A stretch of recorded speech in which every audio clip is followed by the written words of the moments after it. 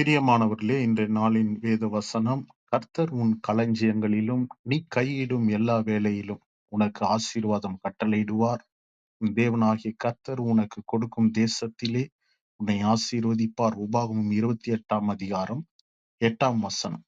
ஆம் பிரியமானவர்களே, இந்த வசனத்தின்படி களஞ்சியம் என்று இங்கே சொல்லப்பட்டிருக்கிறது. உன் களஞ்சியங்களை ஆசீர்வதிப்பார். முதலாவதாக, களஞ்சியம் என்பது ஸ்டோர் ஹவுஸ் என்று, ஸ்டோர் ரூம் அல்லது ஸ்டோர் ஹவுஸ் என்று ஆங்கில வேதத்திலே குறிப்பிடப்பட்டிருக்கிறது.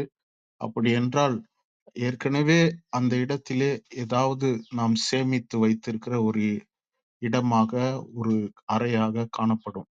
அதாவது நம்ம கிட்ட வேலை இல்லை அல்லது ஏதோ மற்றவர்களுடைய உதவி கூட அல்லாத இந்த சூழ்நிலையிலே கர்த்தர் நமக்காக ஒரு ஸ்டோர் ஹவுஸ், ஸ்டோர் ரூம் அதை வைத்திருக்கிறார். பிரியமானவர்களே, நம்முடைய ஆசீர்வாதங்கள் ஏற்கனவே ஆண்டவர் நமக்காக வைத்திருக்கிற தம்முடைய ஆசீர்வாதம், களஞ்சியங்கள் நிரப்புகிற அந்த ஆசீர்வாதத்தை தேவனே அதை செய்கிறார்.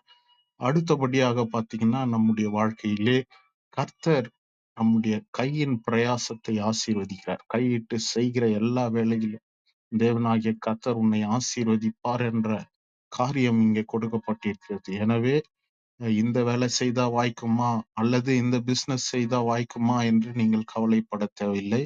எல்லாம் ஜெபத்தோடு தேவனுக்கு தெரியப்படுத்திவிட்டு நீங்கள் என்ன செய்ய வேண்டும் என்றால், நான் கையிட்டு செய்கிற எல்லா காரியங்களையும் கர்த்தர் ஆசீர்வதிப்பார் என்ற விசுவாசத்தோடு, நம்பிக்கையோடு நீங்கள் அந்த வேலையை செய்யும் பொழுது கர்த்தர் நிச்சயமாக உங்களுடைய காரியங்களையும் வேலைகளையும் ஆசீர்வதிப்பார். பிரியமானவர்களே, மூன்றாவதாக, கர்த்தர் உங்களுக்கான ஒரு தேசத்தை கொடுப்பார். உங்களுக்கான ஒரு வாழ்வதற்கான ஒரு இடத்தை கொடுப்பார்.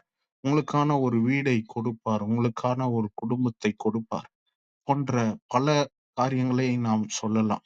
அப்படியாக தேவன் இந்த நாளிலே இந்த வசனத்தின்படி கர்த்தர் உங்களுடைய வாழ்க்கையிலே மறுபடியுமாக நீங்கள் எந்தெந்த காரியத்திலே தோல்வியோடு, வேதனையோடு, சந்தோஷம் இல்லாமல் துக்கத்தோடு இருக்கிறீர்களோ அந்த காரியங்களிலே ஒரு வெற்றியை கொடுக்கும்படியாய் கர்த்தர் முதலாவதாக உங்கள் கையின் பிரயாசங்களை கர்த்தர் இது முதற்கொண்டு ஆசீர்வதிப்பார். அது எந்த வேலையானாலும் சரி, கர்த்தர் இன்னொரு வசனம் சொல்லியிருக்குது, கைக்கு நேரிடுகிறதை செய். இது வாய்க்குமோ அது வாய்க்குமோ என்று கலங்காதே மகனே. உன்னுடைய வாழ்க்கையிலே உங்களுக்கு என்னென்ன காரியங்கள் நேரிடுகிறதோ அதை செய்யுங்கள். கர்த்தர் தாமே உங்களை ஆசீர்வதிப்பாராக. ஹல்லேலூயா. இப்பொழுது நான் உங்களுக்காக ஜெபிக்கிறேன். பிதாவாகிய தேவனே, குமாரனாகிய இயேசு கிறிஸ்துவே, பரிசுத்த ஆவியானவரே, இந்த நேரத்திலும் இந்த வார்த்தை கேட்ட ஒவ்வொருவருடைய வாழ்க்கையிலும் கர்த்தர் ஆண்டவரே புதிய காரியத்தை செய்வீராக. கர்த்தர் உன் களஞ்சியங்களை ஆசீர்வதிப்பாராக.